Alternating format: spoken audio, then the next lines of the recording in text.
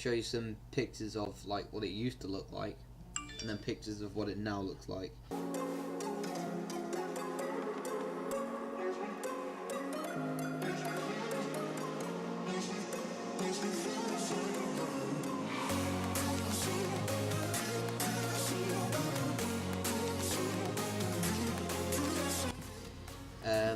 So I got an Antec Mercury RGB and a Cooler Master Masterbox 5 Light 5 as my new case.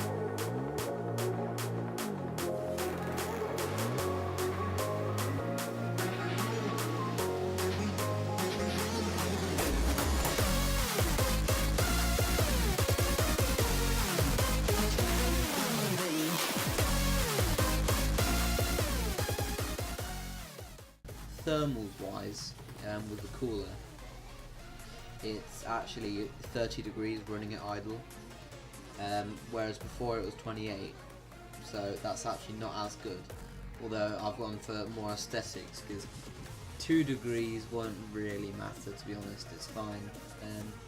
But yeah, apart from that, nothing's happened. I haven't got less of a frame rate or anything, so I just wanted to share with you.